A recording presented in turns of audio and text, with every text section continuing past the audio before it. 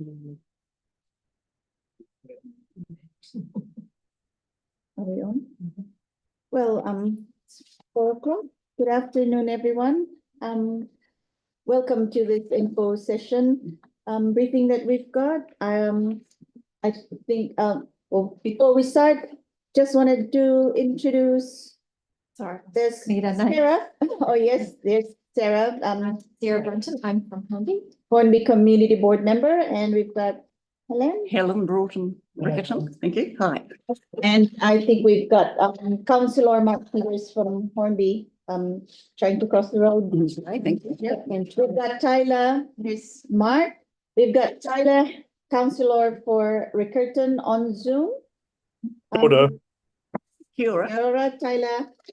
Who else do we have? Nobody else on Zoom, so probably they'll come in late. Yeah. So for any emergency, exit that way. Gamal. Gamal. Hello. Riccarton as well. It's Yes. Yep. Exit that way and just follow staff instructions. Toilets will be out to the left here. And so if we start with the Orion presentation, can we please ask you to come and sit? Kia Good. Yeah. Interesting on gun violence, isn't it? You're okay? Yes, yes. Terrible what she's doing. Welcome. Tyler, you can hear us? Yep, I can hear you. Okay, great. Thanks. I'm just setting up the presentation online. Share the screen. I was very impressed at that Wellington woman. She needs somebody. Oh, yeah. Yeah, she is.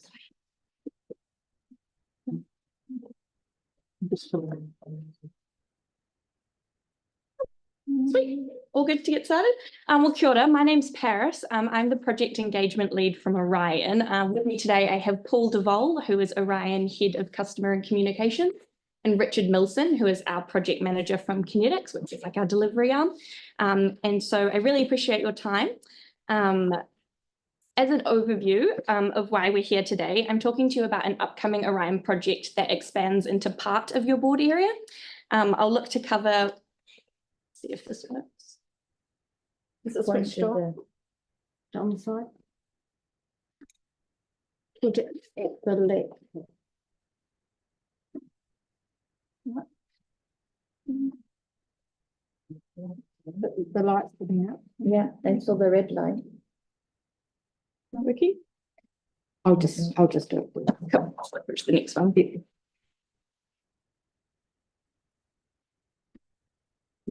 Well, technology will never work with it too. That's the one reliable thing about it. With the mouse. And There we go. There we go. Anyway, so just a bit of an overview. I'd like to cover what we're doing, why we're doing this work, and how we want to work with the community and what the next steps are. At the end, there'll be some time to answer any questions you might have. Just flip to the next slide. So Orion owns and operates the electricity distribution infrastructure, powering customers from the Rakaia to the Waimakiriri and from Banks Peninsula to Arthur's Pass. We deliver electricity to about 225,000 homes and businesses in the region, and our purpose is to power a cleaner and brighter future with our community. And one of the ways we do this is by investing in our network through new and innovative infrastructure to provide a strong and secure, reliant electricity network. Just flip to the next slide. So why we're strengthening our network? Some of our underground cables in Christchurch City are between 40 to 60 years old, which is not unusual for this type of infrastructure. These older cables are still working and they will continue to do so under normal conditions. However, they are vulnerable to earthquakes, and should we have another large quake, there is a potential of faults on these cables. And given the age of the cables, they become more difficult to repair. So after a significant shake, these cables could take some time to fix. So retiring these cables to strengthen our network is a major program of work for Orion. And to do this, we're installing 12 new underground power cables to create a ring circuit in Christchurch City. These ring circuits have two purposes. They allow us to shift power around the network, meaning that if there's a fault on the network, we can reroute the power to keep customers on. And a really good example of this was earlier in the year, the trans power supply to our Bromley substation was tripped due to the Port Hill fires. And we had about 38,000 customers off. We were able to use the ring circuit to essentially reroute the power and get those customers back on really, really quickly. And once these new cables are installed, we can progressively retire the older oil-filled cables.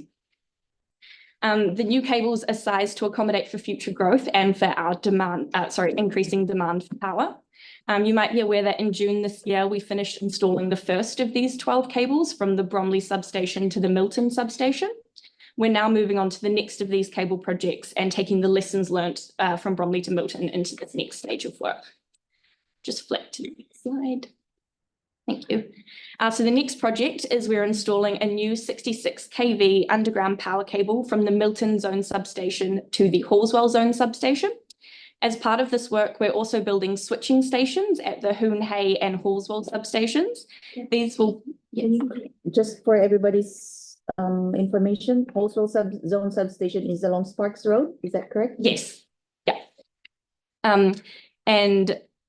So the switching stations that we'll be installing at the substations are used to support that ring circuit idea. So they're the actual thing that makes it turn on its other way. That helps us change the flow of power. Next slide. Yeah.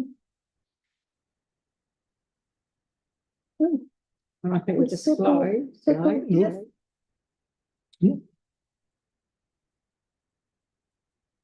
Technology loves us today.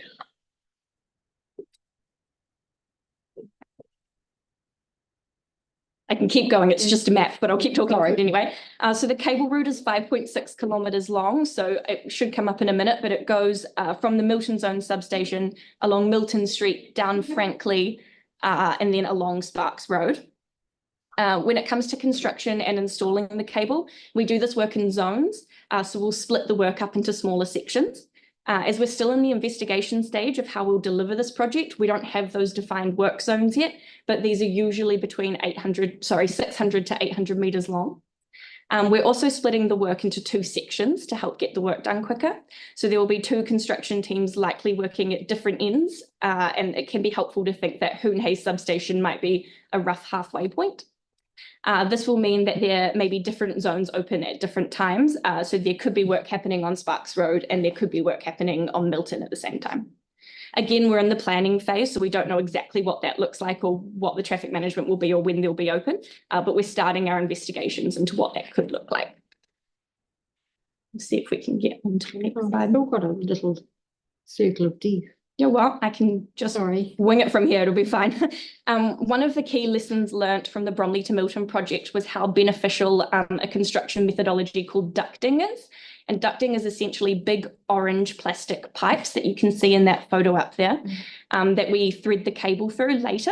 After we've installed the ducts, we can reinstate the road surface and the traffic management can be removed. So ducting essentially just allows us to speed up the cable laying process and reduces the impact on traffic. We can then come back later and pull the cable through the duct pipes and we don't have to open the whole trench again. The cable is threaded through the ducts using a winch and then we join the two sections of cable together at joint bays. Installing a cable in the ground is definitely not a small feat. It involves digging a trench, laying concrete in the base, installing the cable, or likely in this case ducting, laying concrete over top and then reinstating the road surface. Along some portions of the route, we're anticipating we also may need to install dewatering equipment, which you can see on the right. They kind of look like little rings or circles just on the right side of the trench. We do this before excavating the trench if the groundwater table is too high. This is one of the many things we're looking into at this stage of the project. And we have a video that hopefully might play. It's specific to the Bromley to Milton cable, but it demonstrates really, really well how we install 66 kV underground cables. Fingers crossed.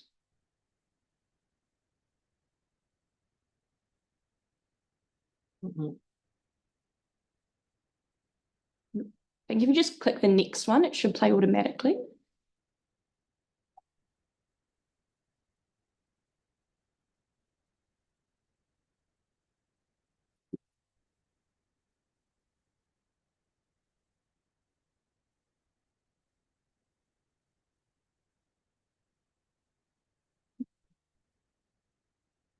think if you just hit the next slide, it should work.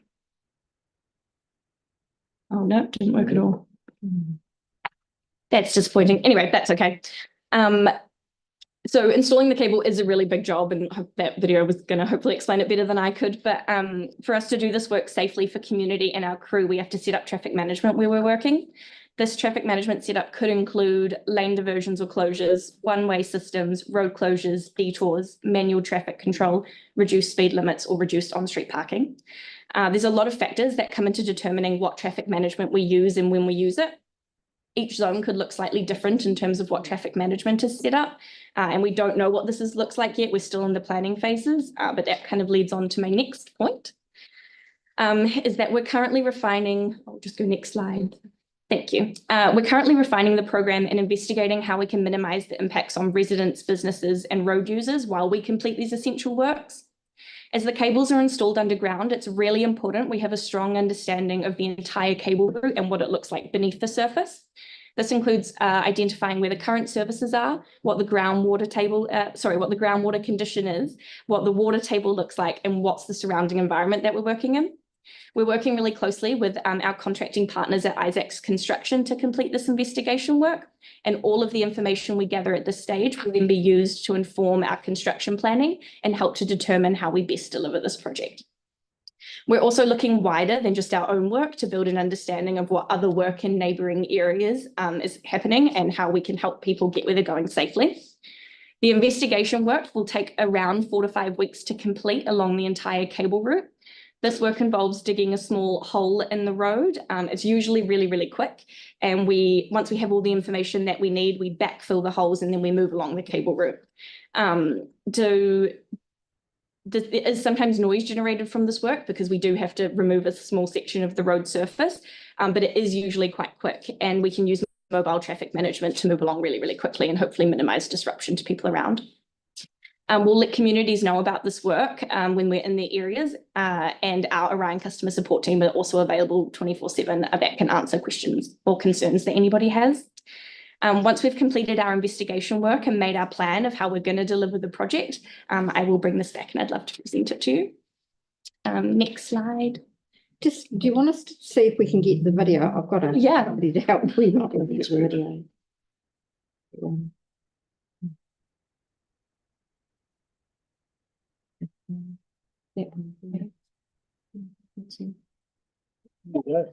She didn't need to do it.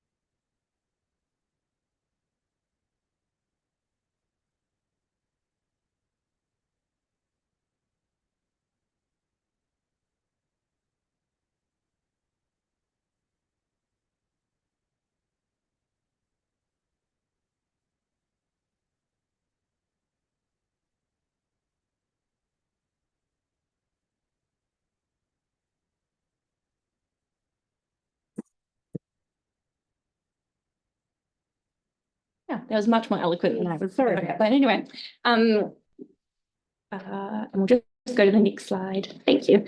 So we know roadworks are disruptive, and there's certainly a fair amount of it around. Engaging with communities is really important to us, which is why we're here talking to you today. We understand that keeping people informed about this work and how the traffic management will affect them is really important. This is a key part of the project, and we're putting significant effort into how and when we communicate. We know that to get our network future ready, we need to invest now so that we have a strong, reliable power network, and these projects are a crucial element to that. We're also aware that communities know the areas and how they use the spaces the best, so we want to work together throughout this project to help minimise our disruption as much as we can. We know that to be a good neighbour, we need a strong understanding of the needs and requirements of local businesses and residents. We'll be talking to communities throughout this project through a range of channels, whether that's face-to-face, putting information in letterboxes, using our social media channels, or continuing to come to sessions like today to talk to key stakeholders. And that's all I have for you. But yeah, I'm happy to take any questions. Okay, thank you. There is questions, Helen? Yes, Right. you're still a council-controlled company, are you? Yes.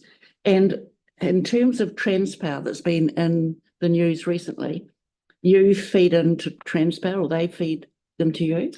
So we're the distributor. So Transpower gets it across the network and then we get it. And so we take off Transpower, if that's the most plain language way of putting it. Okay, no, that's fine. Thank you. Any other questions? I've got a question. Or at least a comment, at least. As you said, there are a lot of other roadworks happening around, and most especially in Halswell. And Sparks Road has had a hammering of roadworks in recent months.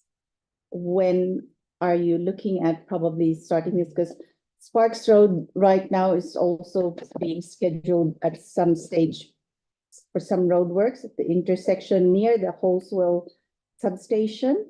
So have you probably checked with the transport people on at least working together on the schedule? Yeah, I think that's definitely a key part of where we're at in our investigation phase, is that this is all the stuff we're going to take into consideration. We're really well aware that the community, there's a lot of roadworks, and we know that nobody's stoked about it and that we know that they're disruptive. So as a part of our investigation phase, yeah, we're going to be looking into what our work is, but then also what's the work in the surrounding areas and what that impact will be on the community. Yeah, because yeah, there might be some frustrated, there will be. Totally, yeah, and that's, and I think for us it's We've got Halswell Road right now with road construction, and then Sparks Road that's been having some road construction every now and again, back and forth. Yeah, it has been going on. Yeah, and that's why we want to engage early as well and give people as much notice about this work as we can. With the work that you're going to do, will that involve part road closure, or just is it off the road or is it along the road? So we don't really know what the traffic matter, that's the investigation phase. And once we've identified what the underground services look like, then we'll figure out a cable route from there. Richard, I'm not sure if you. That's all right. Yeah. So to jump in, the draft alignment is within the carriageway, and it's not within one or the other carriageways. It is in both the left or the right, depending on where you are throughout the route. That's a draft alignment that's been done. It's a draft alignment that's been constructed on the basis of the information that we currently have, which is a desktop analysis of the existing services network.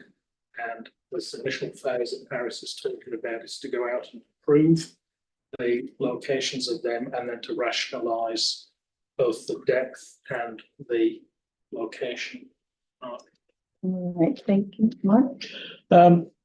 It's just an Andre's absent because he's not here today, unfortunately. Would you be able to keep in very close communication with Andre as the local councillor, because he has an incredible presence in the community, and we're to get any message that you need out in the community in a heartbeat. Yeah, so totally, that'd be a great contact. Yeah, I'd love to get in touch. Yeah. The chap who was on video, Chris, has already put the project on the projects liaison group with the council. Yep. So we have tabled that initially, and what Paris is saying is that once we get a bit more flash on the bones, it'll go again. So we had a meeting last week. It's definitely on the agenda for that to be represented at the council. Yeah, because just Andre's presence in the community is second to none. So Thank you, that's it'd right. be a good way to get it out there. Yeah. What other forms of communication are you going to do with putting it out there to the community? I think it'll depend on what the zones are and what the work looks like as well, and what's the best way. A lot of the time with our contractors, we can do door knocking and get people's information that we can send out e-newsletters, but that all has to be done through consent. So we have to get that information manually, but it's really helpful when you have key contacts in your community that can pass that word around. We'll also have a web page available. We'll look to do advertising where we need to. And yeah, using also just, I think, community champions is one of the best ways we can get stuff out. The other thing is that we're really passionate about being visible on the ground and being able to respond quickly when residents have any questions or concerns. Yeah. All right. Okay. Cool. Sarah? I don't know if this was covered, but And then Debbie. once the project started, how long do you anticipate for completion? Yeah, so we're anticipating that we'll start first half of next year. I think, Richard, feel free to chime in with it. But okay. So it's an FY26 construction budget. So there's an investigation phase in FY25, which takes us up to the east of April. FY26 is the construction budget, and it's got to be done for Christmas. 7 or 8 months. Christmas next year. Next year. Yeah. Okay. Anything else, Sarah? No. All right, Debbie, you're on. We can't hear you, Debbie. You're muted, Deb. You're muted. Okay, thank you. Yeah, just following on what from Mark said, look, we're all proactive, Marie, myself and Andre, and we do find that it's very difficult to, well, I'm speaking for myself here, you know, we field calls all the time about the traffic scenario, and yeah, it would be helpful for us to be kept in the loop. Well, not just for us in Halswell, but for our whole community board, if that could happen. So it's not just an individual, but for the whole board. So we're all fully informed, because we're all, you know, continuously involved in the roadworks and fielding calls all the time on this. And like Marie said, especially Sparks Road, especially Lincoln, Halswell Road, etc., people are struggling to know how to navigate now that Sparks Road's closing. Lincoln, Halswell Road is back to back with cones, etc. We are appreciative, of course, that Halswell Road is still open, but just extremely difficult to navigate, and also have an ETA on when these, you know, Sutherland's Road as well. I'm not sure if that's still, you know, one way, but people are struggling with the way to navigate their way around. That's a really good point, and I'm really happy to be the conduit and key contact for you guys as well, and they can get as much information. Yeah, cool. Yeah, that would be much appreciated. Thank you. Thank you. All right, thank you, Debbie. Will you be open to if somebody hosts a public meeting, will you be open to coming to that, to talking to residents? Yeah, definitely. Yeah, and we're really keen to be involved and make sure. And also probably come to the residents groups meeting. There's a Halswell Residents Association meeting every last Monday of the month. Cool. So that's really helpful to know. So this coming Monday, yes, Cool. so there will be one. Yeah, you need contact Marie, can I add that? Yes. That going to Residents Association just doesn't get it out there either. I think that, you know, primarily us, so that we can field. I mean, I know that either Andre might be away or you might be away, so that's why I'm just saying that ideally we're all told, because sometimes, you know, 1 or 2 or 3 of us, you know, one of us might be away and unable to field calls. I know that people have tried to get hold of Andre and nobody knows where he is, so, and not getting calls back. So that's why I'm saying that it's helpful if we're all told. Yeah, Cool. yeah, that's More than noted. Just so you know, because Andre is the councillor for Halswell and Debbie and I are the board members for Halswell. Sweet. So we're the ones getting the flack most of the Yeah. time with all these road closures in Halswell. Totally understand. Right, okay. Anybody else has any questions? Oh, Sarah? Not a question, I'm just like thinking, oh gosh, I mean, I hear you, it needs to be done, but just taking into account all of the traffic and the frustration already, I'm like, oh, I wouldn't want to be you guys trying to do this now, but unfortunately, It has to be done. it is what it is. Yeah, and we're going to keep people as informed as we can. And Yeah. like, I think that's why we're also looking at how do we, deducting methodology, how do we do this Yeah, better and what are the lessons learned from the previous projects? Because this obviously isn't also the last cable we're installing. We need to do more as well. So how do we course. keep making this a better experience? yeah, that definitely sounds like a really good idea. Yeah. It would be fair to say that we haven't done any of these projects the same. So this is part of a southern network on that video halfway through. If we've done the northern loop, it was more than 25 kilometres installed in the northern part of the city after the earthquake. And even though this is the second phase of this project, the methodology for this project is not the same as the one that we've used previously. So there's a very thorough review of every project on its completion, and the lessons learned from those get carried forward into the methodology, and we change the specifications and the budgets to suit that. So this is the first project.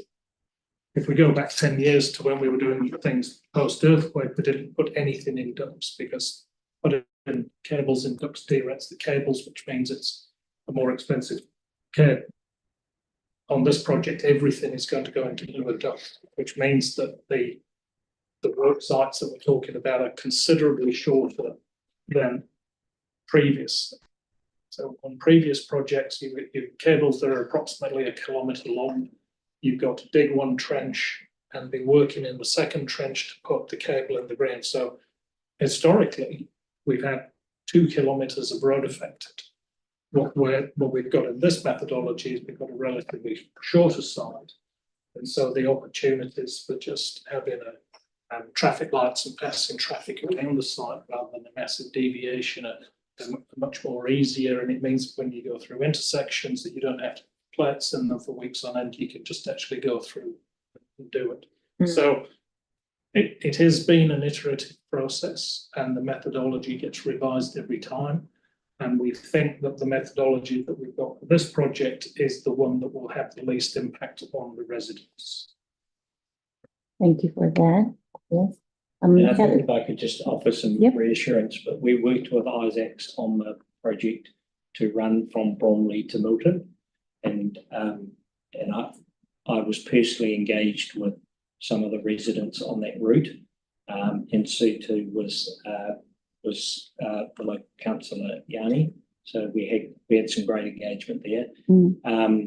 However, I would say that we did a really careful assessment of the individual needs of particular residents along the route. You know, we met, for example, we met some people who were running homeschools. We met some people who had some disabilities, and we even got involved in things like shifting firewood for people and carrying groceries and etc. So That's good. we want to absolutely be the good neighbour in this. We realise it's disruptive, and I'm confident that for the residents that we've been past already, although they were a little unsettled at the time, I think we've left them all in a good place. All right, thanks. Just so also I understand that the Bromley Milton took 18 months. So this one will hopefully be shorter. Yeah, it's shorter in length as well, I think. Yeah, there were some particular challenges with that project around approvals for Right. Okay. One last question from. No, I Yeah. I'll leave it actually. Oh, you leave it. Thank you. All right. Oh, thank you very much. Thank you very much for your time as well. Thank you. Okay. Thank you. Right, thank you. Right. Next we have Waipuna Artificial Turf Sports Field Concept Plan Update from Richard. Welcome, Richard. You know everybody already? Yes, Yes. my second. Second. Is it? All right. Just get Richard's Yeah, presentation. okay, we'll just get your presentation up on the screen. Debbie, you still got your hand raised on the screen if you still have a question.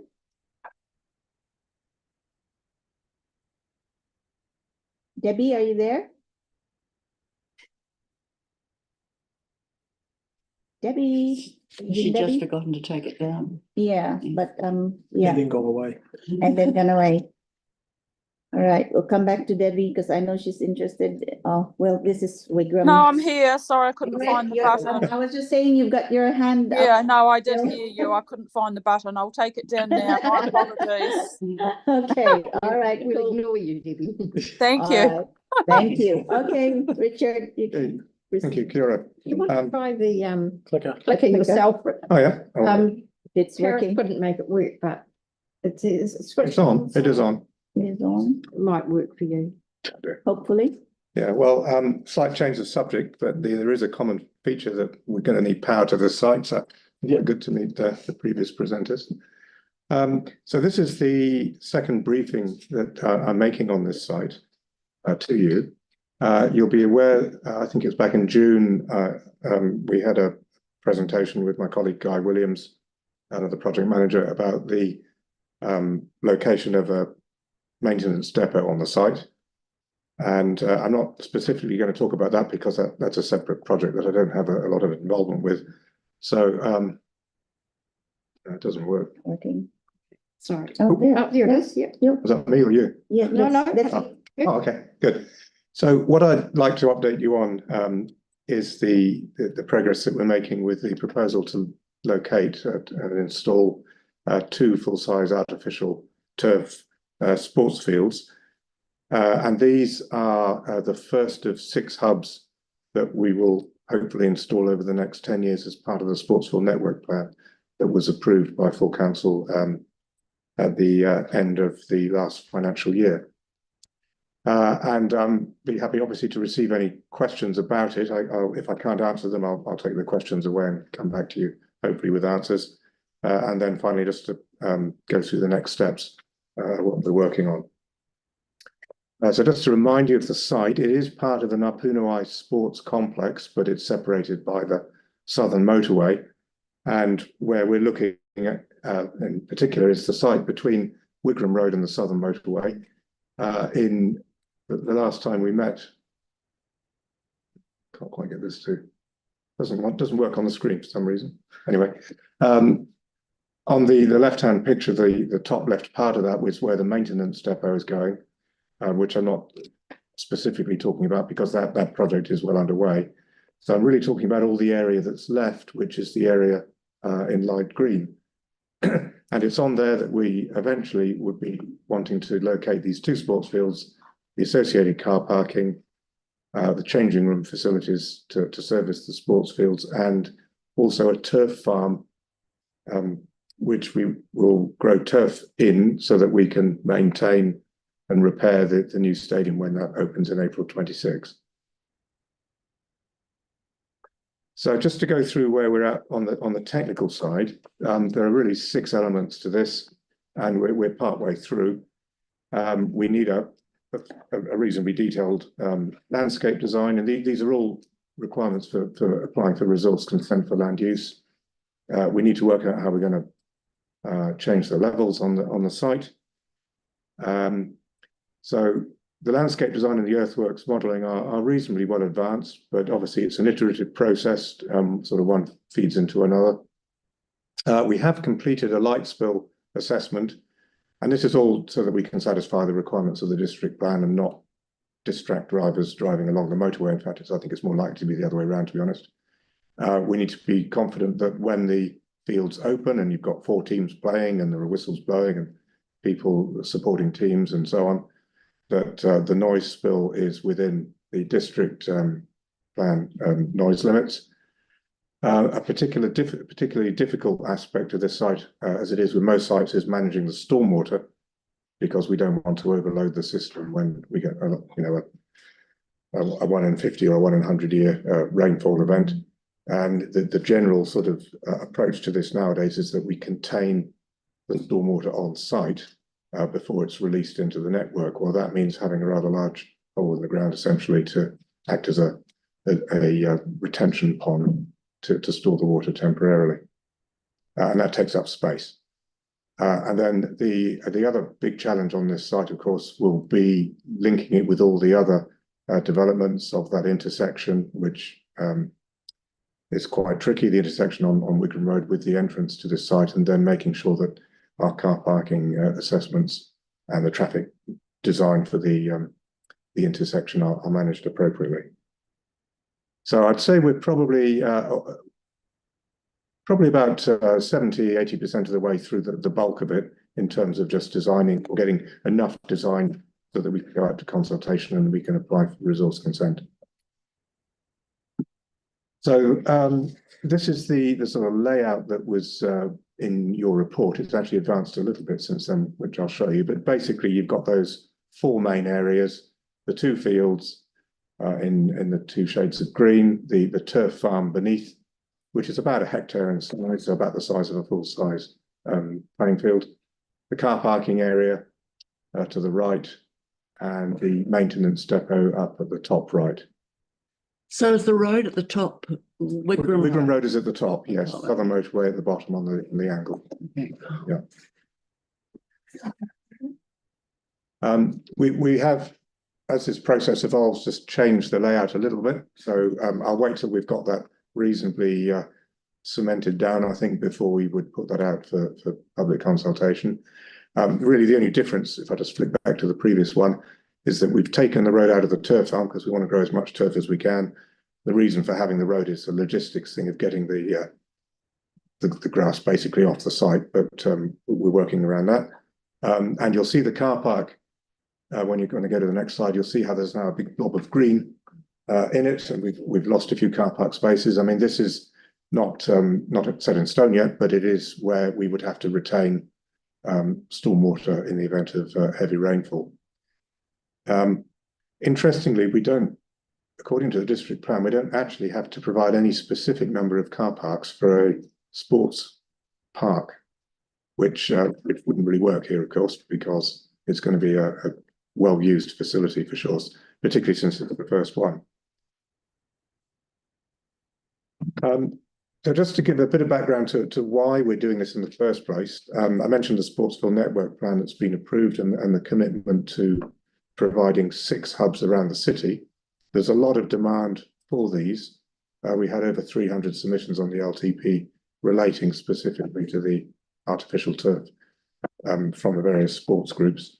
The site is very good for several reasons. One is that the land is already owned by the council, and it would meet a lot of demand in the south and the southwest of the city. I think the other aspect to it is there are not that many residential properties close by. It's in a semi-industrial area, which makes it perfect, as far as I'm concerned, for that type of environment. We will have a policy that we won't be locating any of these fields on an existing park. We won't be taking out a natural turf sports field to put these on because it just doesn't work like that. There'll be bookable community spaces. They're not going to be club domiciled, and that's quite important because we do get inquiries from the club saying, can we just convert our number 1 field into an artificial? Well, the answer will be no, because that takes green space away from the community. They're going to be bookable with multiple sports that will be usable on them. So if you want to do something that's different from rugby or football or league, I dare say you can, as long as it doesn't damage the surface. The challenge is that the funding for these fields in the LTP is not really available in a larger monetary sense until year 5. So we're talking, towards 2029. So at the moment, we're addressing a resolution to try and accelerate that funding and bring it back. And that is being presented to council on Tuesday. There was a lot of, and in fact, it was a council resolution to report back so that we could accelerate the delivery of these fields. If we were to get the optimum funding anyway, we would at the earliest be looking at about winter 2026 to open the site. I mean, we've still got to go through consent, we've got to go through consultation, design, and all the construction. So there's still quite a bit of work to do on that anyway. It takes a good year before you can sort of dig a hole in the ground. So in terms of where we're at with consent, now the consent is complex because there are 4 elements to it. There's the access way under the motorway through to Waipuna on the other side, and making that a permanent exit. There's the consent for the maintenance depot, and we've added the turf farm to the maintenance depot because we don't believe that the turf farm is particularly contentious. It's just will be operated a bit like a sports field. It wouldn't be that much different. In fact, it wouldn't even have people playing on it. So in that respect, it's less traffic. We are working with the transport planners because the intersection is going to have to be redesigned to cope with the extra traffic that is going to be needed on this site. It's a bit speculative, really, what the traffic might be for the artificials, but we can give a booking scenario for them. But the main issue is that we need to get larger vehicles turning left into the site off Wigram Road. And at the moment, the traffic intersection has been designed for light traffic only. Which the board has already approved. Yeah. Yes. So we will have to come back to you to Is that the one? reapprove Yes. the new design. And the reason for that is that intersection was designed whilst the whole site development wasn't really known about. It's only since we got the approval to approve the Sportsville network plan that this has really come about in June and July. So it's a bit of an unfortunate timing, but we're only got designs on paper at this stage. Nothing has started. So can I just ask, are you actually saying that we did approve a program and then we changed it? So you're saying what we changed? I'm not quite sure what you changed it to. Oh, it was the raised platform that we. It was the raised platform, that's right. What I'm talking about here is, if I just get back. So we changed it back. So it's probably the wrong call we made. No, it's No, not that, it's no. the left turn. It's It's for the heavy vehicles. Right. I'll show you on here. Yeah, thank you. It doesn't It's the work. left turn. It's coming in off Woodland Road. Yes. Here, and being able to turn left. Oh, okay. And we'll need reasonably heavy vehicles to be able Oh, to get okay. in there. Yeah. Because they'll have maintenance equipment on them. In case it just as well we haven't built it yet. It is, it is. Is it scheduled to be starting? Not yet. No. Still Okay. doing No. that resources center. So we have to. It's good the, timing. Yes. the Hope so. resource consent is still pending. Okay. Yeah, there's a lot of toing and froing with the transport planners at the moment. And we're working with John Higgins, obviously, to get that through. Because it was a condition of the other Waipuna net source centre, I believe, that had to be constructed and opened. Yes, So but it's only been designed for light vehicles. Yeah. Because that was all, because you can't get a heavy vehicle under the motorway. Exactly. Why would you want heavy vehicles to turn in there? How will it look different to accommodate for? The only difference will be that the curve will need to be smoother. Okay. What sort of heavy vehicles are you Trucks. expecting? What trucks that carry mowers, Yeah. all the maintenance depot vehicles, Park maintenance. Oh, they they're not that big. should have anticipated that when they answered the Yeah. depot. Maybe not. Well, it was because the land was still leased to the A&P. Yeah. Association. Oh, that's right, yes. Yeah. Are you expecting buses for the use of the turf? Well, that, not for for the artificial turf. Yeah. Well, Yeah. yeah, coaches, yes, I Yeah. think we have to say yes to that. Yeah. We're talking about 12.5 metre vehicles. Yeah. Yeah, Heavy. and we also have to put a turning circle in, because if they come in thinking they can get under the motorway and they realise that they can't, And bus parking? they've got to come back out. Yeah. Tricky. So there's quite a bit to think about there. I don't think those decisions will delay the construction of the depot or the turf farm, which are the highest priorities, because we can still get into the site with construction vehicles now. Mhm. Very good.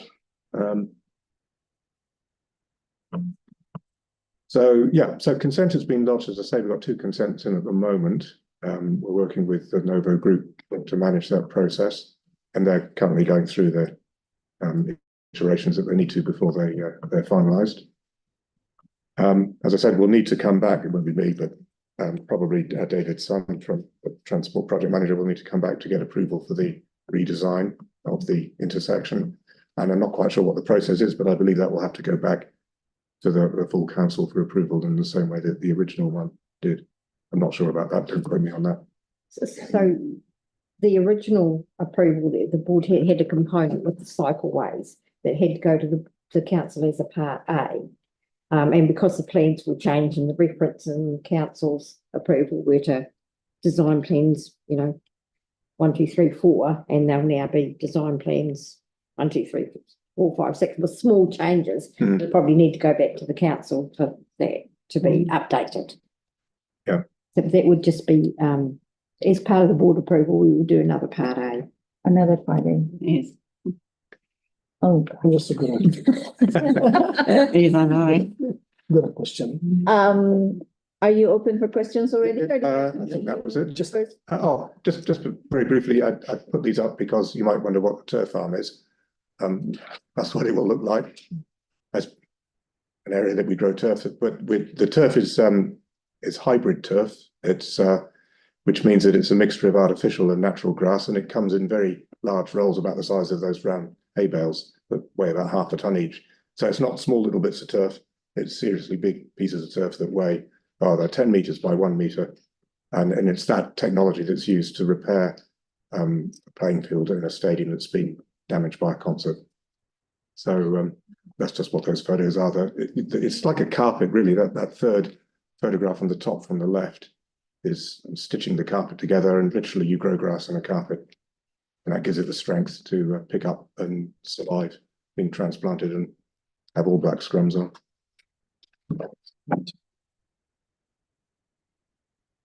Okay, so the last slide, I think the next steps really is to work with Tesla Zant's team to get the finalised concept plan out for public engagement and consultation, see what comes in.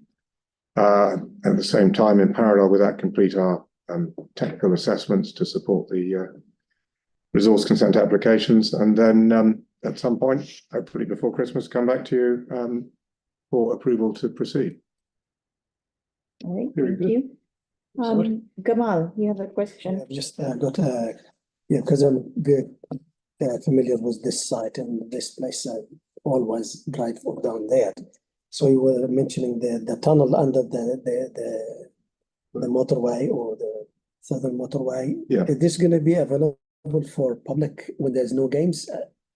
Because I am aware that people would like to go from Lincoln Road across. They wanted to go. Yeah, well, this is a contentious point that we're working through with the planners. The intention is to make it as unattractive as possible for that purpose. And I mean, it is a very tortuous route anyway. Yeah. But speed humps and there are barriers that we can operate, so we can open and close at certain times. Yeah. I mean, that it's not my speciality, but there is a lot of work going on to deal with that perceived concern about using it as a rat run. Yeah, because I know lots of people were talking about that. We want to go the shortcut. I don't think it will be a shortcut. I don't think it'll be a shortcut in time. I think it will be allowed for access to Ngapuna Wai, but not a through road. It won't be a through road. No, I mean, obviously, if it becomes a rat run, we would have to police it in some way and reduce it and put number plate recognition software in to catch the people who do that. I don't know, but that is very much on the agenda at the moment to how that will be dealt with. Yeah. Okay, are you done with Yeah. questions? Okay. Okay, I've got Helen and then Mark. Yes, I'm surprised you haven't put hockey down, because when I thought of artificial turf, I automatically think of hockey. So Well, is that one of the sports that can be included? you can. It's a different type of artificial grass. It's a longer pile, and it has it's much more shock absorbent. I mean, there are the hockey fields at Ngapuna Wai. There are two there anyway. Yes. You could probably play junior hockey on it. Okay. But you certainly wouldn't play adult unless you'd like a very slow game. Okay. In your plans, you had a tennis player on it. I know that's not my plan, but I did point it out to the landscape architects. I thought that was quite ambitious. Right. Okay. Well spotted. Okay, Mark and then Debbie. I guess an interesting question, is Yanni aware of this proposal yet? I'm sure he is. Because if he's not, we need to make him aware of it, because Yeah. he's been quite vocal about these artificial turfs. Yes, he has. And he'll be excited to see one landing. Oh, yeah, yeah. I mean, we're well aware of, I mean, he is the sort of sports councillor, isn't he? So, yeah, yeah. Is he keen on this turf or not so keen on it? No, he's keen He's on keen. getting as many as Yeah. possible around the city. Yeah. Right, thanks, Mark. Debbie and then Sarah. Yes, hello. Look, Debbie Mora here from Halswell Community Board. Just inquiring. So the turf is going to be used just for Napuna Wai or other sports areas as well? It's bookable, so anyone will be able to use it from anywhere in the city.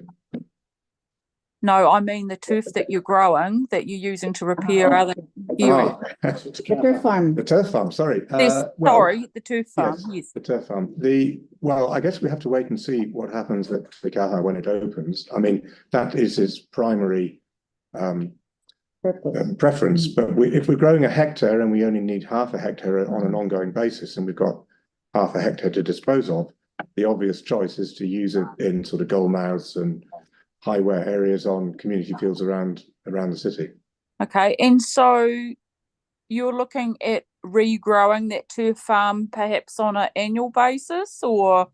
Yes, I mean, it will be dependent on the business model of the Te Kaha and how much damage they get from all the activities that are not related to sport or in general.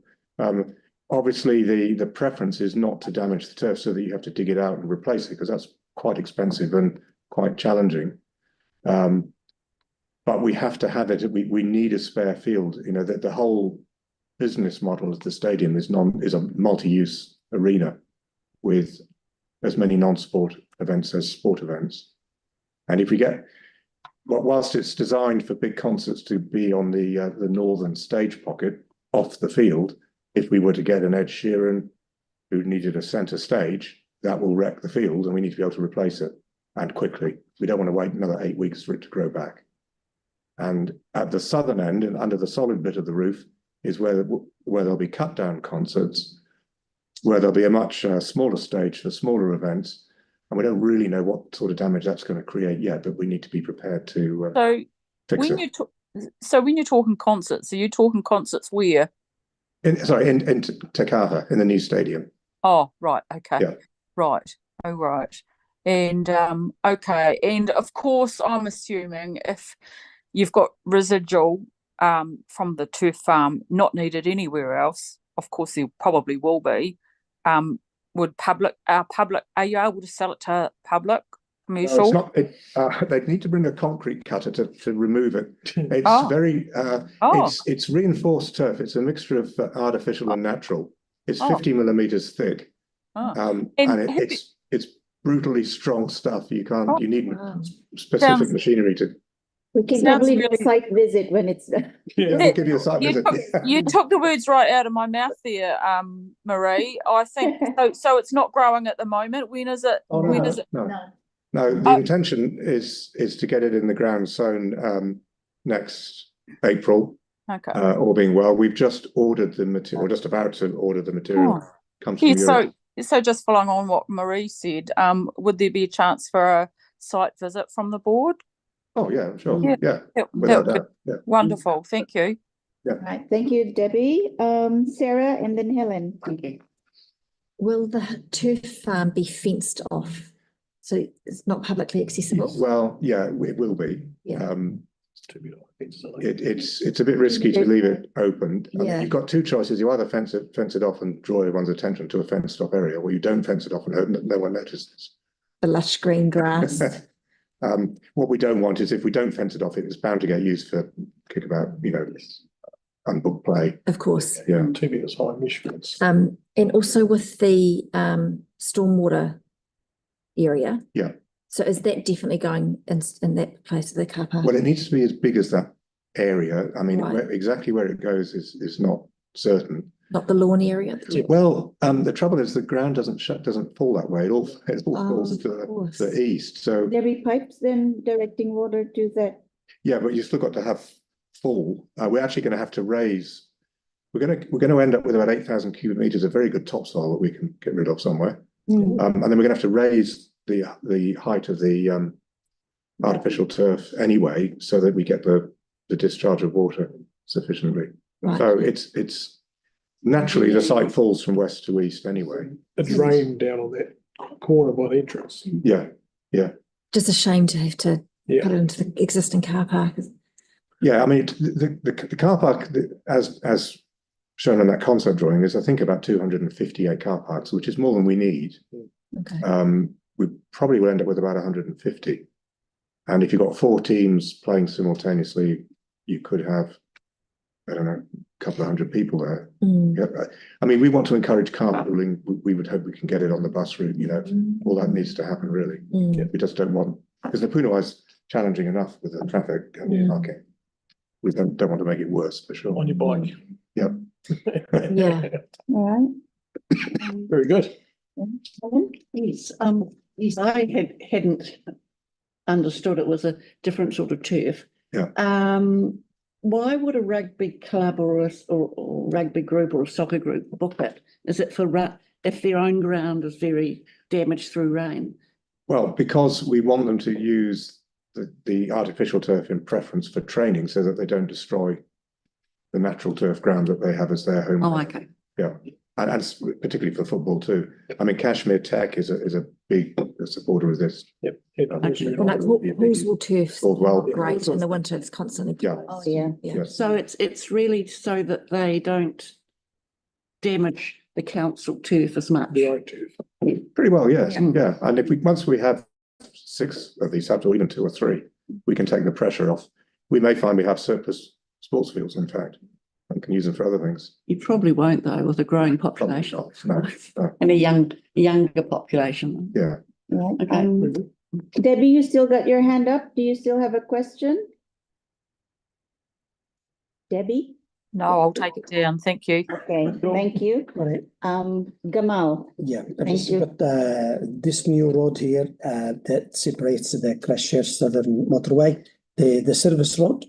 Is it gonna stop somewhere here or will continue to go around Musgrove the other way?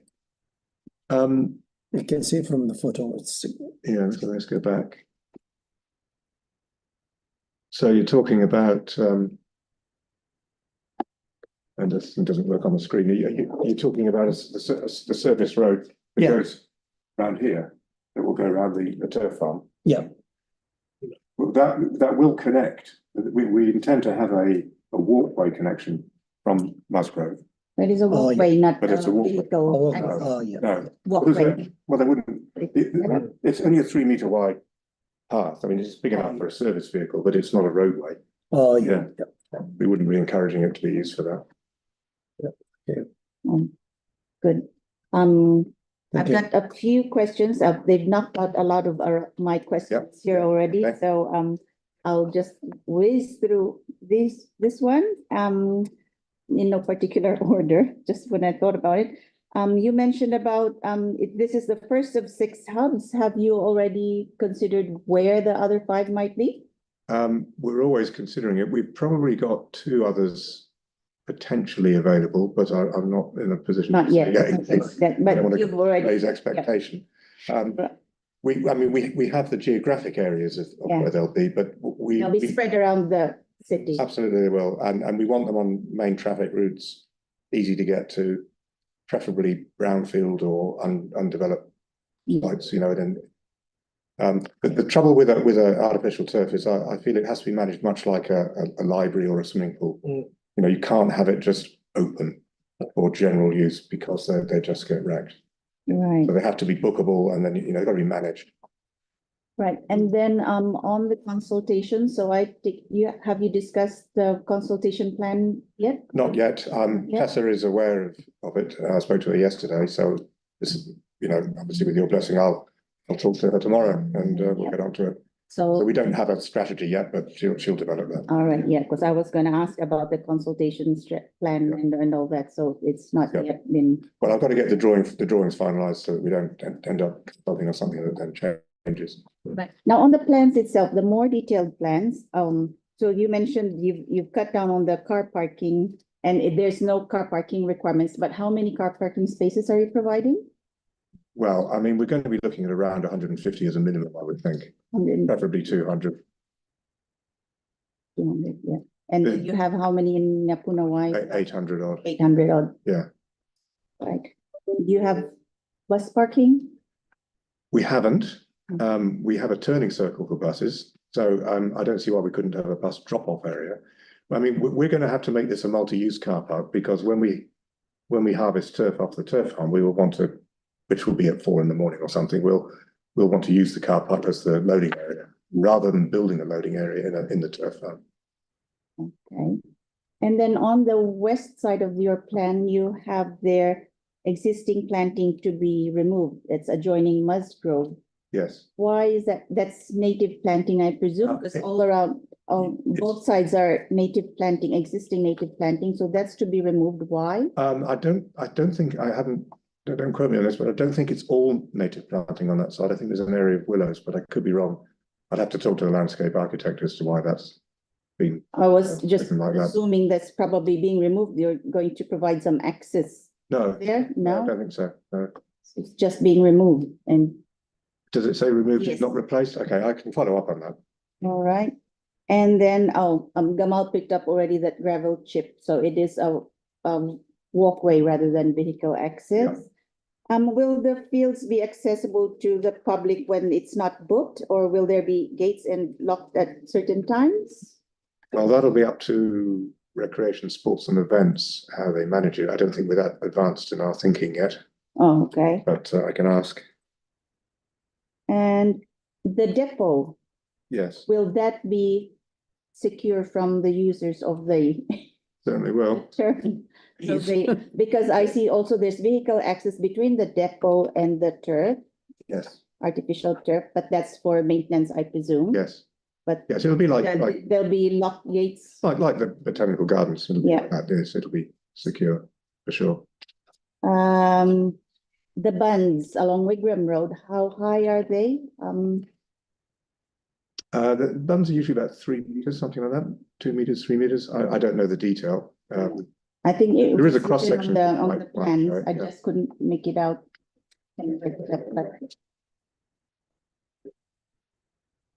And that was more to, you talked about the noise spill with the district plan requirements. Yeah. Is that the noise from the grounds outside, or is it the traffic in Wigram Road coming Oh, in? no, it's the opposite. It's the noise from the ground when it's in use and whether it affects any of the local residents with it, which is highly unlikely. It'll be the motorway will vastly outcompete it, I would have thought. But we still got to get an independent report to Right. justify that. All right. I've got one question. Last two questions, Sarah and then Helen. Thank you. Thank you, Richard. 4 AM for, how come it's in at night time? Well, it may not be at 4 AM, but it'll be early in the morning. Generally, you harvest turf so that you can get it delivered and installed on During the same daylight. day. Yeah, Sure. and we don't want to, for traffic. We're talking probably 12 truck movements. Hopefully. We just don't know how much turf we're talking about. That makes yet. sense. I just, yeah, thank you. Thank you. Helen? Yes, just I've thought of something with the questioning from back from Ree. The council made a mistake with the main stadium in town at the time it started to be constructed, or it might have even been in my time when it was approved, that we didn't go to the neighbouring councils and ask for back money. Now, this is an attractive sports field.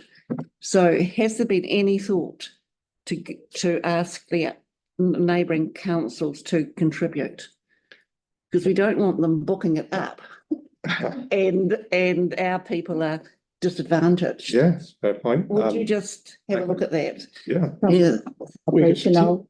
potentially do an out of town booking. Out of fee. town, or you can only have it on such and such, or you pay for it, actually, Well- what libraries do. It's like Yeah. they use it with the I library. mean, the way, That's what I'm- the way the booking book work is that twice a year, the recreation, sports and events people meet with the regional sports organisations Yes, and work out the booking for all their club, the Christchurch club. Classic clubs, yes. So I think they'll quickly find that it's actually all booked up. Yeah. Anyway. I hope so, but if Yeah. you just raise that, yeah, because I could see it being attractive to Rolleston and Lincoln.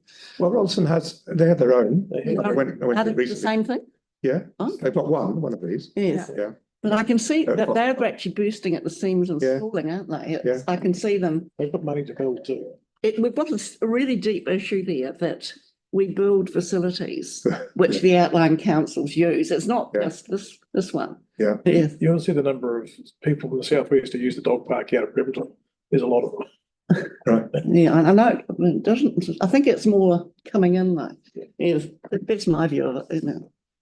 Yeah, I'll certainly follow up. And Yeah. it's certainly been seen as a mistake with the main stadium, Mm. because then when council did go to the neighbouring councils, they said, well, you didn't ask us at the time. Yeah. I mean, I think that's an excuse personally, but Plus the government gave us 200 million. It's not they also throw at us. yes, but we didn't. We approved it when I was there, but I think the next council didn't think of the implications. Yeah. I think we can Cool. happily move on from that. Mm. Just Mark, you happy with the details in the plan? We're not going to, like, we missed something. I don't think it must be. No. Hopefully. All right. Thank you, Richard. And hopefully, so we're expecting you back around, hopefully, Month or two, hopefully. Yeah. Well, after the consultation. So, oh, yeah, sure. Yeah. I mean, I'm provisionally thinking of the 14th of November for that. right. Okay. But certainly before Christmas, before your last meeting. Actual last meeting before Christmas. Okay. Thank you, Richard. Thank you. Thank you. Oh, next we have trade waste bylaw. Gemma. Welcome, come to this. Hello, Hey, good afternoon. Captain, you know everybody? No, I don't actually. I think it's Do a quick round the table introduction. I'm Sarah, Hornby Community Board. Mark, the Hornby councillor. So Marie, Halswell Community Board. Helen Riccarton. Gamal, Riccarton, Community Board. And we've got Debbie Halswell as well. Right, Thank you. Hi, I'm Jenna Marsden. I'm a senior policy analyst with the strategic policy team. I'll just get my colleagues to introduce themselves as well. My name's Gary Callan, worked at Christchurch City Council, past 5 years, trade waste officer. And I'll head over that way. as well. Through Grant, I'm a trade waste officer with Gary as well. Nakoto, I'm Claire Fletcher, Senior Engagement Advisor within Tessa's team. Sure. Okay. So you've been hearing about some forward work. I'll find out tomorrow. Great. So we're here today just to follow up on a memo that we sent to you earlier in September about the trade waste bylaw review. So this briefing is going to give you an overview of the timeline for the bylaw review, the scope and the issues that we are considering addressing with bylaw amendments. And it will also provide an opportunity for you to discuss any trade waste matters with the staff. Right, so trade wastes are discharges to the wastewater system from businesses and industrial premises which contain contaminants that need to be managed. And this can be things like fats, greases and chemicals. And a trade waste consent is required for these types of discharges. So the trade waste bylaw places controls on trade waste discharges in order to protect the wastewater system, but also the stormwater network, public health and the environment. And the bylaw sets the framework for those trade waste consents and it provides the basis for charging and monitoring. Some general context around bylaws. So bylaws are local laws made by councils under powers set in legislation. Often it's the Local Government Act, and it is in this case as well, but sometimes there are other acts that allow us to make them as well. For this bylaw, it is primarily made under section 146, which has the specific power for regulating trade wastes. but also under section 145 in terms of protection of public health. Bylaws are regulatory tools that enable enforcement and compliance. So they require actions of others or prohibit actions. And so then they allow the council to take enforcement if someone is failing to comply. When it comes to compliance, our first approach is always education or communication, make sure people understand their obligations under the bylaw. And if that doesn't lead to a remedy, there are a range of enforcement actions under the Local Government Act that we can take. This can include things like serving an injunction to get someone to cease an activity that's in breach of a bylaw. It can be recovering costs for any damages arising from a bylaw breach. There are no instant fines available for this particular bylaw. The LGA does provide for infringement fines, but they must be set by regulations. And at this stage, no regulations have been made for any bylaws. That's across the board. But the ultimate step would be taking a prosecution in the district with the fine on conviction of up to 200,000. The 200,000 is very specific for trade waste. Most bylaws are 20,000, but this one's 200,000. So this bylaw was last adopted in 2015. We always need to review bylaws within 10 years. So this one's due for review by the 26th of November 25. And obviously we're aware of the local elections coming up next year. So we want to get this review completed before then. And just a little note on reforms of Three Waters. So under the previous Three Waters reforms, this bylaw, its review wouldn't have been required to be done by the council. The bylaw would have been replaced in time with other instruments. However, with the repeal of that, our requirement to review this bylaw has been reinstated. There is a little bit of further uncertainty regarding the impact of local water done well reforms. So we're anticipating that the next piece of legislation, which the bill's coming out in December, we're thinking that might include some regulatory requirements around trade wastes. We're not sure what that might look like at the moment, but we really just have to keep a watch on it to see what impact it may or may not have on our bylaw. The good news is because that's coming out in December, we will have time to look at it before it's then adopted as a final. So just a little bit about our trade waste discharges. We have 1,564 trade waste consents in total. How our discharges are categorised largely centres on the volume of the discharge and also Schedule 1A of the bylaw. So Schedule 1A is a list of the permitted characteristics of the discharge. So it covers things like flow, temperature, the amounts of different types of chemicals, metals, organic compounds, those sorts of things. The large majority of our consent holders are in the permitted category. So this is things like hairdressers, commercial kitchens, wash pads, and that's just over 1,200. We have 121 conditional annual consent holders. So these ones are still lower volume, but they don't meet the criteria in Schedule 1A. These ones are charged a flat rate annually. And then we have our conditional quarterly consents, and those are as above, but a higher volume of discharge. So we assess the discharge by both volume and characteristics of the discharge, and then charge accordingly each quarter. So examples of those types of consent holders are things like large food processing facilities and hospitals. And then we also have 50 tankered waste consents, which is where the trade waste is transported from the site for disposal at an approved facility. The central city does have the highest number of consent holders, and that's largely due to the concentration of hospitality venues. Consents are... Hornby, could just flick back to Hornby?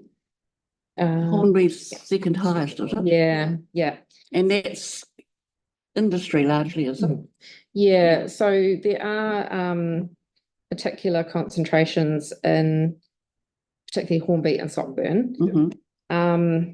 This sort of community board area accounts for about 25% of our total consents and 36% of the quarterly conditional consents. just a little note there regarding the memo that you received. Just a correction, it is 36% of quarterly conditional consents. I think the memo in the words said around half. The numbers in the memo were right. It was just my words. I was looking at a wrong figure. So yeah, so typically in those areas, like Hornby, we've got ones like Tegel, Heinz Watties, they're in that quarterly conditional category. So all of our trade waste discharges will be directly notified of the bylaw review and invited to provide feedback.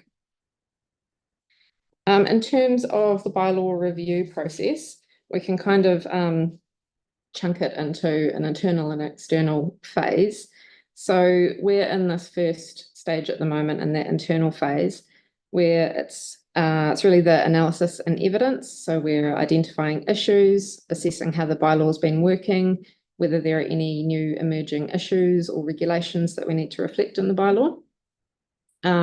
Largely that part of the process is staff view based on expertise, and we will reach out and do some early consultation where it's required as well. So far we have spoken to ECAN and Te Whatu Ora, also one of our big discharges, Enviro Waste as well. So as a result of that internal phase, we produce the draft bylaw, and then there's a whole lot of other associated documents that go with it, which are about us meeting our legislative requirements. There are things in the Local Government Act that say we need to take account of the New Zealand Bill of Rights Act, make sure that the bylaw is the most appropriate way of addressing the problem. There's a string of things that we need to address. So once we've got our draft bylaw and all of those documents, the draft goes to council for a decision to adopt it as a draft and start a consultation process. Consultation is typically under the Local Government Act as well, either a special consultative procedure or it might be a Section 82 consultation. In addition to those, specifically for trade waste consultation, there's some additional requirements under Section 148. So we have to notify all of our trade waste consent holders. We have to give those consent holders 2 months to provide us feedback, whereas a normal consultation process might be 1 month under an SCP. We also have to consult the Minister of Health and seek their feedback, and also consult with anyone they direct us to. So that it basically extends our normal consultation process. So from there, we have a hearings panel process. So they'll hear and deliberate on submissions and make any changes as a result of the feedback that's received. And then we have our final form of bylaw that's recommended to council. And then, of course, our third stage is implementation. So the final decision is made by council. And then if there's any new processes we need to put in place, they come in at that point. So the overall, the bylaw is looking largely still fit for purpose. There are some changes we're proposing to reflect practices or regulations that have changed in the last 10 years. And the first sort of area we're looking at is considering prohibiting or placing stricter limits on some discharge characteristics. So the first one we've got there is inorganic mineral solids, and this is things like sand, silt, clay. These materials are problematic for our wastewater network because they don't break down and they need to be removed by filtration, which is quite costly. These materials can be removed prior to discharge and often are. So we're actually looking to introduce a 100 milligram per litre limit to reduce that down, and then that formalises the expectation from the outset. Will also benefit our treatment plant processes and maintenance of the network. The specific limit that we're looking at also aligns with the limit for discharges to stormwater. So this change in particular will affect activities such as dewatering, concrete production, hydro excavation. We are also looking to effectively prohibit persistent organic pollutants, including PFAS. And that's because these are highly resistant to degradation and they remain in the environment for extended periods. Wastewater treatment plants are generally ineffective at removing these chemicals, and they're ultimately discharged into the receiving environment. So we're looking to essentially have a target of nil, and then there will be an avenue for consent if it can be managed appropriately. But that's quite a high threshold. We're also looking to prohibit cytotoxic waste, which is things like medicines to treat cancer, and this is based on past advice of the Minister in light of an indicated change to a New Zealand standard. Also on advice from the Minister, we're considering limits on pharmaceutical waste. And regarding clarification on dewatering activities, so dewatering, the removal of groundwater or surface water from a construction site, for example, approval is always required for the discharges associated with that. And in most cases, it would go to the stormwater network, but there are some instances where it will go to wastewater instead, and that could be if it's from a contaminated site or if there are broken laterals.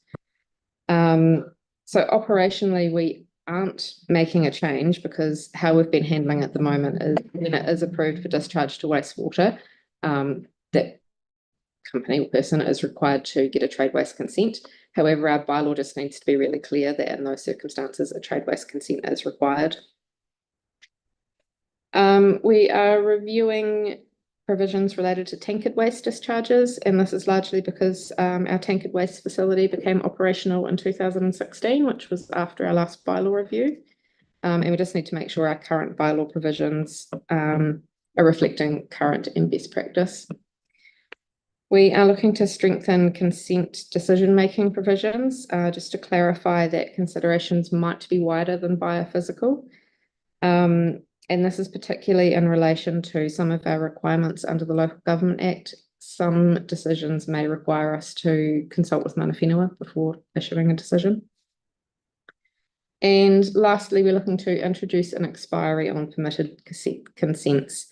So currently they are granted indefinitely, and we think it would be beneficial if we could set a consent duration, for example, maybe 10 years, just to allow for periodic review and make sure they're still required and appropriate. So in terms of next steps, we'd welcome any discussion and early feedback from the board. There will be an opportunity for formal submissions later. This is our indicative timeline that we're working to. So we're hoping to take the draft to council for a decision early November and then open our consultation in around mid-November. That is a 2-month process. We probably will have it open slightly longer because we're aware that's going to be open over Christmas, New Year. Hearings and deliberations around March 2025. It kind of depends where the hearings for the annual plan land, in terms of where our hearings are going to land. And then aiming to adopt the final bylaw around July. Yeah. If you've got any questions. Thank you, Gemma. For one, I think that it's a good idea to have that expiry on the permitted consents and review them at certain periods of time. But we would like to hear from the board. Any questions, Helen? Well, I agree with Marie. I think there should be a time limit. And we had the example with ECAN on a water issue out in Belfast, and they allowed it to roll over to a different company, which was wrong. It's been proven wrong, but it had no end to it. So I think if you have a, 5 years or 10 years expiry date, and then they just reapply. And if everything's okay, it's okay. Yeah. That's all from me. Thank you. Oh, and just for clarification, when you say, because I'm a planner, so the permitted activity means a different thing for me. When you say permitted activity consent, so that's like a certificate of compliance. Is that similar? You see what you mean? Yeah, so a permitted one is defined as a discharge which is less than 1,245. Yep. And also that meets the criteria listed in Schedule 1A of the bylaw. So they'd have to be discharging under all the limits that are in that schedule. So if they do that, they still need a consent to continue. say that they do comply. So it is like a Yes, Oh, an yes. equivalent code of compliance in the Yes. planning world. Is it just gives an extra check there, doesn't it? Yeah. Yeah, exactly right. Most of our permitted consents, they'll have a form of pre-treatment. So Mhm. think a grease trap at a restaurant. Right. So we just make sure that they're taking care of that grease trap on a regular basis. So it's really handy to have a consent and expiry date so we can check up on them Right. every now and again. That was got me Yes. confused. In the That's all. planning world, when it's permitted, you don't Yeah. need consent. That's right. There's also a requirement in the Act to have all trade waste discharges registered with council. So that's Oh. why probably there's a little bit of a difference between Right. what permitted means and. Yes, Yeah. yes, but that's good. Yeah, and you mentioned in the report, in paragraph 3.2, there was mentioned reference to a 2-month period of notification. Does that actually mean also that it's a 2-month long consultation period? Yeah, That's- that's exactly what it means. So I think very specifically, it's allowing 2 months for our trade waste consent holders to provide feedback, but we'll just have the consultation for everyone open for 2 months. For 2 months, rather than a month or 6 Yeah. weeks. Yeah. Basically 2 months. All right, Mark? I guess became aware of a rather interesting trade waste recently with the water cremation, and the length of time that one took, I think, was pretty much down to the mana whenua engagement that we sort of stumbled across. Is that fair to sort of assume? Yes. What part of, yeah, there's a lot of stuff involved with that. Yeah.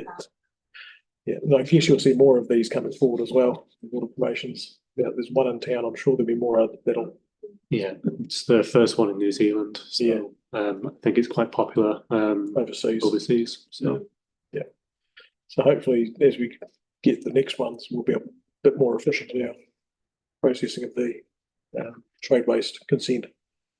Now that we've done one, we can. Yeah, Hopefully. I think Yeah, because this was a novel. Rather biophysical and such. Yeah. Also on the Yeah. contaminants involved. And I guess that'll be part of the bylaw review, is just to take this sort of thing into account to have a defined pathway. Mhm. Cool. Of course, reason we sort of asked for a briefing on this one is because our corner of town is so heavily involved with these consents. So, Yeah. well, we'll keep an eye on them as it goes through, and hopefully it gets landed well next year.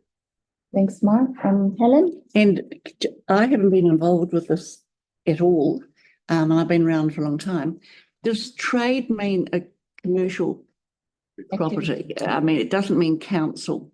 Is council subject to the trade waste bylaw, or is it? yeah, They are. all commercial industrial wastewater discharge to the network Have to go through the same. Yeah. Yeah, okay, that's fine. So all of the council pools, for example, Have to go through this. yeah. Okay. Same with the Interesting. council coffee shops at the pools. Yeah, it's very similar. Yeah. No, that's interesting, actually. I guess It's obviously been working well. Yeah. I mean, it's not an issue that's coming up all the time Only occasionally. at board level or council level, is it? No, Only it's just very occasionally. very I think the first time I heard of trade waste was with this water cremation. Right. I had no idea. Pardon my ignorance on this. Is the wastewater network separate from the stormwater, or do they overlap, or at some point They're kept completely separate. completely separate? Yeah, there are some points where maybe the wastewater network can overflow into the stormwater network, but everything operating normally, the wastewater stays in the wastewater. So I think I understand with the residential, some wastewater is the same as the stormwater network at in some areas, in the old ones. Yeah. I think I lived in a property that's old, and that's why I asked about it. Is one of case in point where they're trying to find those separations now for the new wastewater scheme. Yeah, we've currently got a plan in Akaroa. We're carrying out checks to make sure that the stormwater stays in the stormwater. Nowadays, they are completely The kept separate. wastewater network struggles in really heavy rainstorms. So any roof area discharging to the wastewater network causes big issues. It's the contamination. Okay. All right, anything else? Debbie's gone. Anybody else has any questions? No. All good? All happy? Thank you, team. Thank you Thank very you much. so much. Thank you. All right. Go well with the review. Thank you. Right, and I think that's all for our info session. Are we able to Okay. have a brief discussion about some issues at Church Corner? Thank you.